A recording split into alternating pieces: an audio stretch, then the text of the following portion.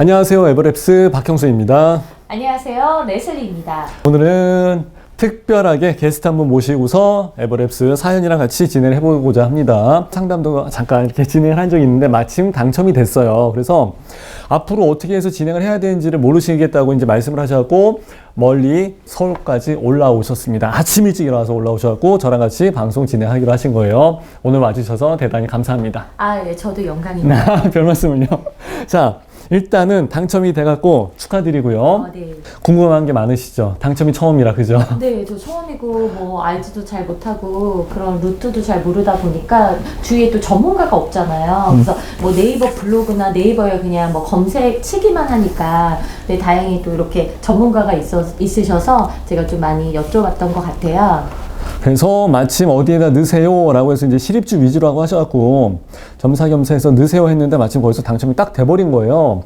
근데 당첨이 돼도 잠을 못 자겠다고 하시더라고요. 잠을 못 듣는다고. 왜냐면 중도금대출 문제랑 계약금 문제랑 나중에 잔금이라 이거 어떻게 해야 되냐 막 하셔갖고. 그래서 사실 강남에서 픽업해갖고 여기까지 오는 동안에도 차 안에서 얘기를 되게 많이 했습니다. 그 중에서 우리 첫 번째 질문 나왔었던 게 중도금이었었죠. 네, 중도금. 예.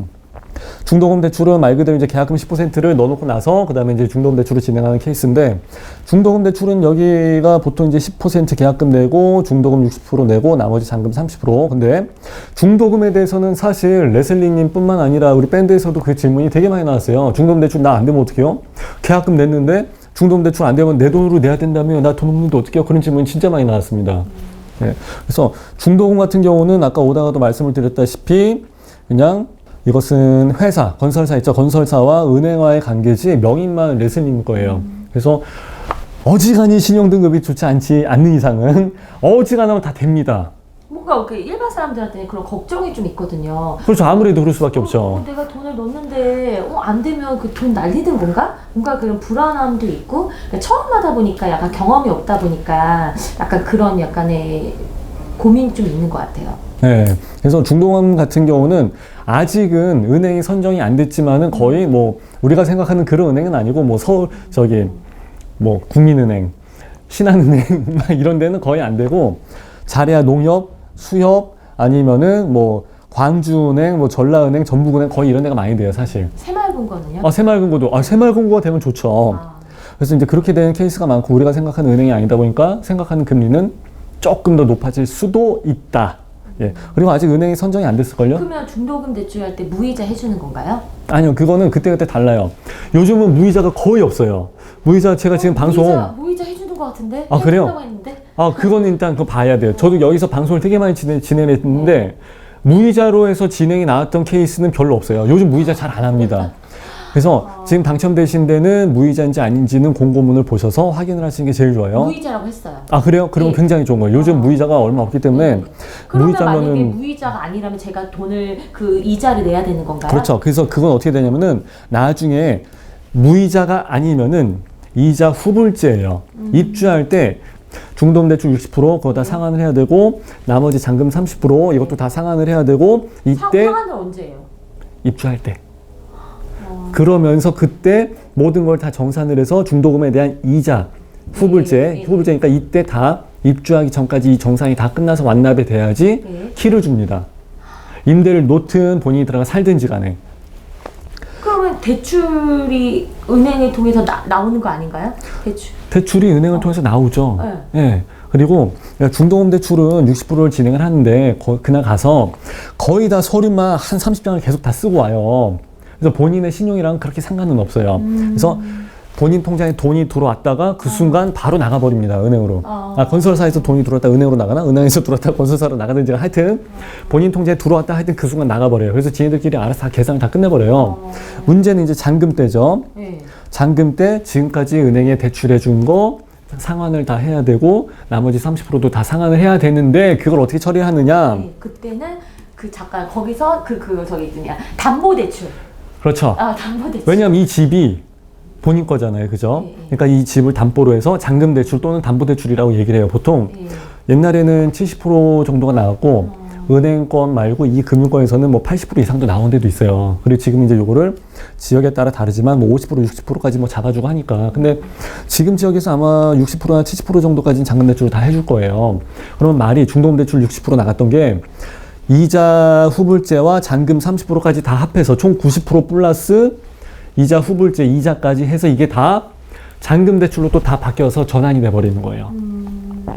그러니까 은행은 계속 그냥 은행 이자 가지고 그냥 사는 거예요. 내 돈 내고서 현찰로 캐시로 그냥 다 내 돈 완피치는 사람은 없어요. 근데 여유가 있다면 그렇게 뭐 예를 들어 난 1, 2억 있다 그러면 바로 그냥 내도 되고요. 상관없어요. 돈이 몇 억이 있어갖고 이 집 내가 그냥 캐시로 낼게 하신 분들도 있어요, 덜어? 안 계세요. 이 돈이 있어도 그거 안 내. 왜 그러냐면은 은행 이자가 담보대출 원상 싸니까 그걸 가지고 내가 다른 데 재투자를 해버리지. 요즘 대출도 안 되는데 굳이 그 돈 담보대출을 하게 되면 내 집을 담보로 한 거니까 은행 금리가 싸단 말이에요. 그러니까 그걸 내가 그냥 대출을 받은 셈 치고 그냥 안 갚어. 돈이 있어도 안 갚어. 은행 대출로 가고 이 돈 가지고 내가 재테크를 합니다. 비트코인이나 이런 걸로. 그러니까 다시 한번 설명하자고. 이 얘기가 좀 꼬여서 그러는데 계약금 10% 냈죠. 60%는 중도금 대출이죠. 요거는 그냥 서류상으로 해서 그냥 다 가버린다고. 예를 들어 갖고 국가 유공자 있죠. 국가 유공자 막 6.25 참전하시고 막 이런 분들 계세요. 그럼 이런 분도 당첨이 돼요. 그럼 이 사람들이 당첨된 이 사람들은 중도금 대출 어떻게 할 거야? 거기서 특별 공급이죠, 그런 분. 네. 그러니까 이 사람들은 그러면은 막 지금 90세 이상 넘어가셨거든요. 이런 분들은 그럼 수입이 없는데 이 사람들은 중도금 대출 어떻게 하냐고. 돈이 없는데. 그러니까 이런 경우도 다 되고 또 장애인 친구들도 있지 않습니까? 이런 사람들도 거의 다 그냥 소득 수준이나 이게 경제적으로 조금 약자이기 때문에 다 그냥 서류상으로 거의 다 마무리가 돼서 끝나버려요, 사실. 어지간히 신불자 아닌 이상은. 그래서 은행도 사실 이걸로 해서 먹고 사는 거지. 개인한테 무슨 뭐 신용대출 1,000만 원 해주고 이거 해서 이자 해봤자 얼마 안 된다고. 몇 억짜리 건으로 해서 이거 해야지 은행이 이걸로 먹고 사는 거지. 아, 그러네요. 그렇죠. 그리고 지금 같은 경우는 60%가 중도금 대출인데 아마 50%만 되고 나머지 10%는 안 된다고 얘기를 할 거예요. 이건 잔압입니다. 잔압. 잔압. 그러니까 자기 스스로 납부하셔야 돼요. 이 뜻이에요. 자기 스스로 납부하세요라는 뜻으로 잔압. 그러면은 한 2천이든 3천이든 간에 요거 10%의 중도금의 10%는 본인이 맨 마지막에 자기 돈으로 낼 수 있어야 돼요. 그럼 계약금 10% 자기 돈 들어갔죠? 중도금 6회차에 또 10%를 또 자기 돈으로 내죠? 이렇게 일단 두 번 있어야 돼요. 그리고 이제 입주할 때 30% 잔금. 근데 왜 사람들이 분양권 그러냐면은 자 봐요. 내가 웃긴 거 하나 알려줄게요. 동국정을 잘 안 한다고 사람들이. 강남 사모님들은 동국정을 안 해요. 왜 그런 줄 알아요? 이유가 있습니다. 계약금 10% 딱 걸어놨죠. 그리고 이제 입주가 언제예요? 3년 뒤. 3년 뒤죠. 멀었죠. 3년 뒤가 멀었죠. 그러면은 이게 1년에 1억씩 올라가 버린 경우가 있어. 지방 아파트는 1년에 1,000만 원씩 해서 1,000만 원 단위로 또 올라가 버린 경우가 있어요. 그러면 나중에 잔금 대출을 70%를 받아야 된다고 생각을 하잖아요. 70% 대출을 받든 60% 대출을 받든지 간에 이 금액이 이미 3년 후에 이 금액이 이미 분양가를 넘어가 버렸어. 전세 금액이 분양가를 넘어가 버렸어. 이런 케이스도 있어요. 케이스가 있었다. 지금까지 계속 그래 왔어요. 어지간하면. 그러니까 내 돈은 계약금 10%만 내고서 진행을 했고 나머지는 뭐 전세를 논다 치더라도 전세가 이미 분양가를 넘어서 버렸어. 또는 70% 대출을 받았어. 이 금액이 이미 분양가를 넘어서 버렸어. 나머지 잔금 대출에 대한 것을 고민을 하질 않아 버린 거예요. 네. 중도금 대출 어차피 신용으로 다 가버리잖아. 내 돈 내는 게 아니잖아요. 서류만 가서 쓰고 오는 거지. 그러니까 실질적으로 돈이 안 들어가 버린다고요. 그래서 사람들이 분양권에서 투자를 하는 이유가 있는 거예요. 그래서 일단은 계약금 10%밖에 안 들어가니까 일단 소액으로 들어가잖아, 사실. 지방 아파트다 그러면 뭐 2억, 3억, 4억이거든요. 그러면 처음에 계약금 10%다 그러면 20% 2천만 원, 3천만 원, 4천만 원인데 이거 가지고 부동산 투자하는 데가 어디 있어? 이만한 데가 없죠. 그 이제 청약이라는 게 저는 몰랐는데 그냥 이제 당첨만 되면 이제 신청을 해서 당첨되면 제가 원하는 이제 층을 고를 수 있다. 그렇죠. 예. 아니 저는 좀 이제 원래 좀 위에서 아래 보는 걸 좋아하는 스타일이다 보니까 약간 꼭대기층을 조금 좋아해요. 그래서 높은 층을 꼭대기층을 원했는데 제가 5층이 돼버린 거예요. 너무 싫어. 그래서 5층이 돼버리니까 딱 그 문자 딱 당첨되었습니다. 몇 동에 몇 호입니다. 딱 본 순간 막 욕이 나오는 거예요. 그래서 에이씨 막 어떻게 생각하시는지. 아, 너무 싫어. 진짜 저 층은 정말 싫어요.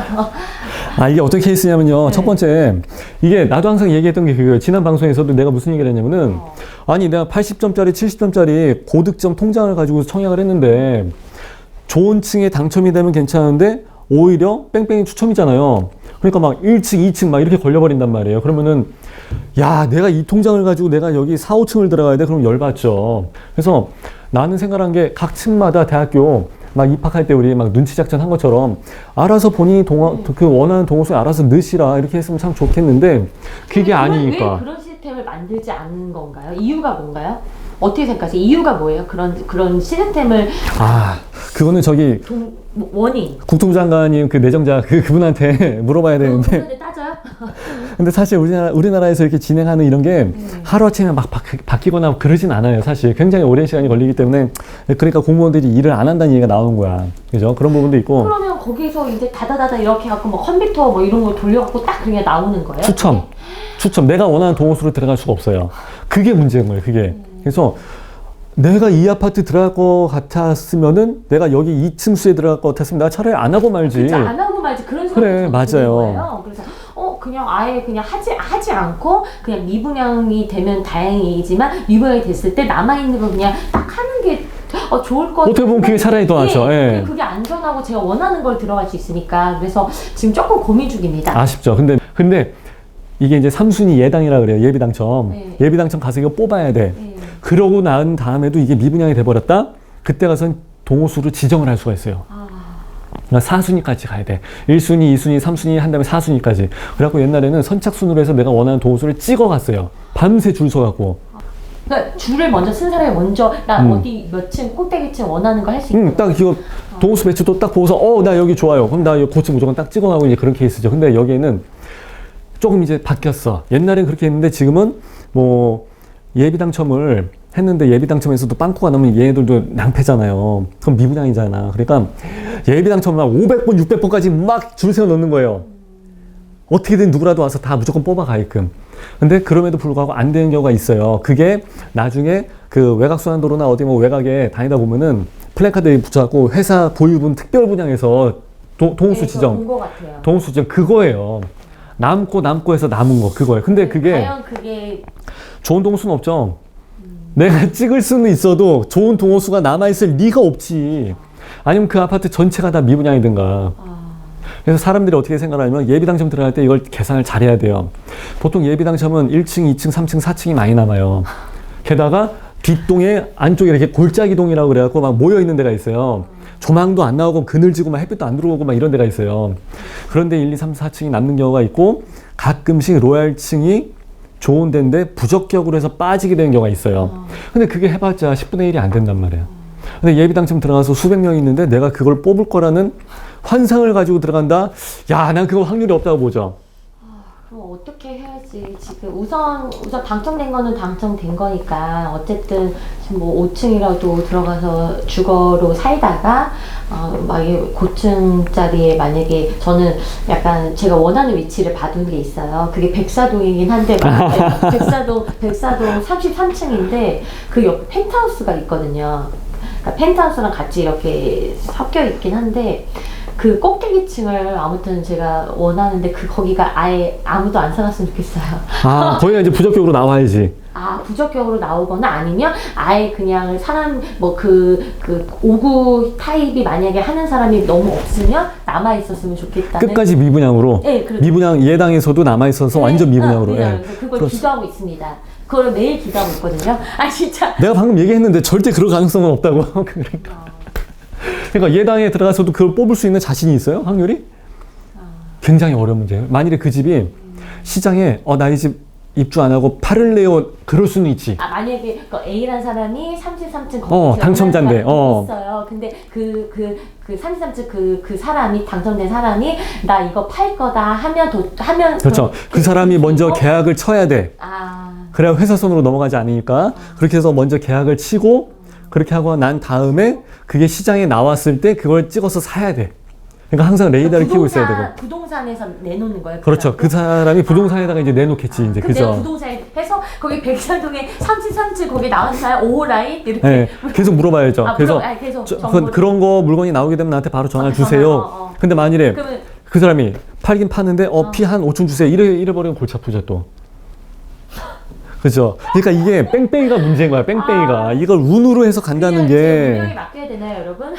그래서 내가 항상 얘기한 게 팔자련이 생각하세요라고 하는 게 참 무책임한 얘기 같지만 맞아요, 사실. 그렇게도 얘기하세요, 교수님? 아니 자기 동호수가 몇 층이 걸릴지를 어떻게 아냐고 사실. 이거는 제가 그 레슬님한테 왜 추천을 했었냐면은 이유가 있어요. 일단은 주거 지역이 그쪽이잖아.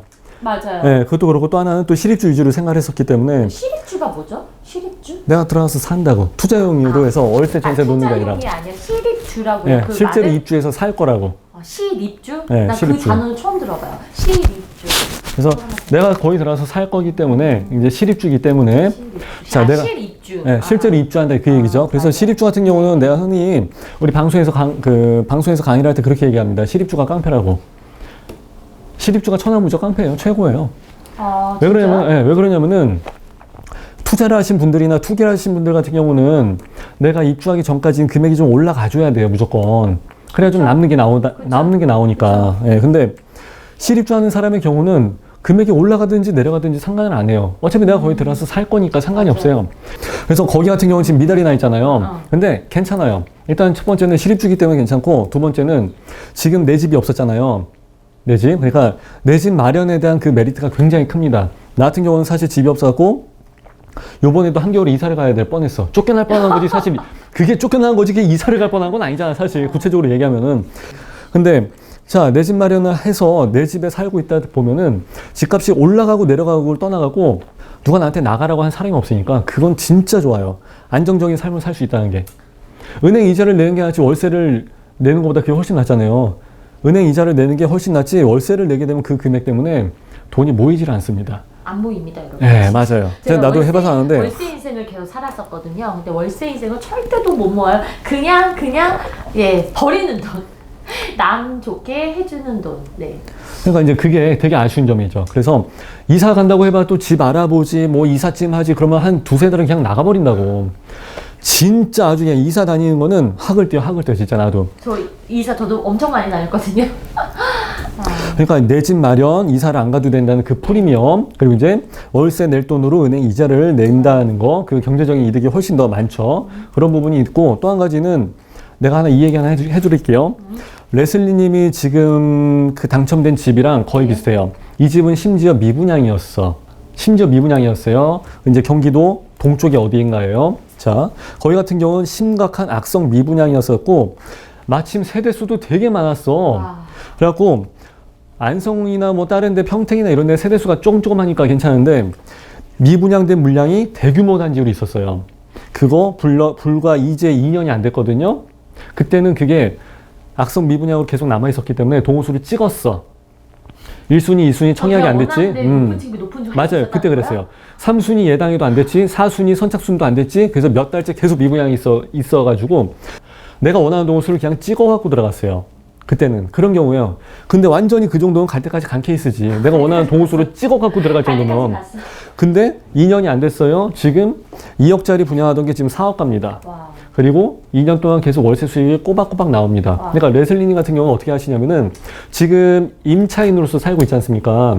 근데 나중에 주인이 요번에 2년 만기 끝나면서 나 실입주 해야 되니까 들어갈래. 거의 다 이런 식입니다. 그때 들어가서 나가줘야 돼. 그죠?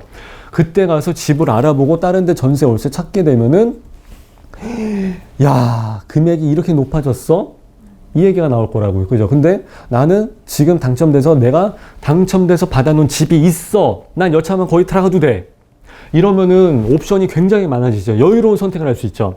아니면 내가 전월세를 계속 연장해서 살고 있어. 그럼 이 집을 임대 놔도 돼요. 아까 얘기한 것처럼 마침 전세가가 2억이야. 그럼 더 이상 돈이 들어갈 필요도 없죠.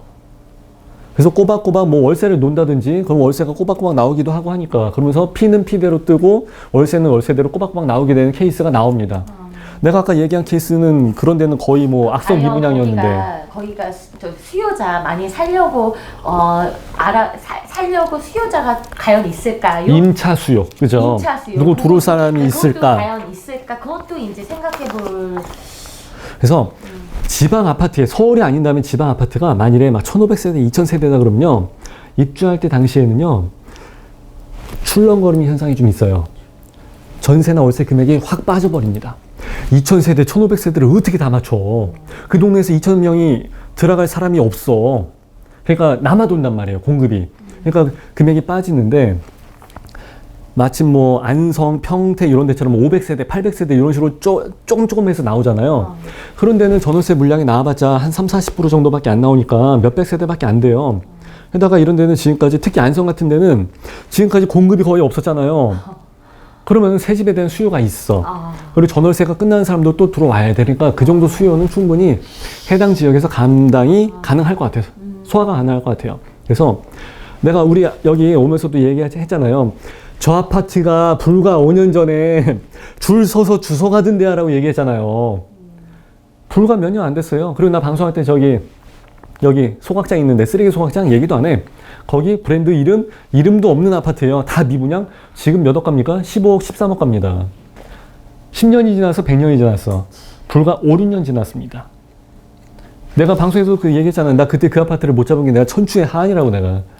우리 나중에 에버랩스에 오시게 되면은 관련된 정보라든지 궁금한 사항들을 글을 올려주세요. 그럼 여기 또 내공이 대단하신 분들이 하도 많이 계시니까 좋은 말씀 많이 해주실 수 있을 것 같습니다. 자, 오늘은요 당첨이 돼서 행복해 하시지만은 그래도 낮은 층에 걸려서 잠 못 들고 계시는 레슬리님과 함께 상담을 나눠봤습니다.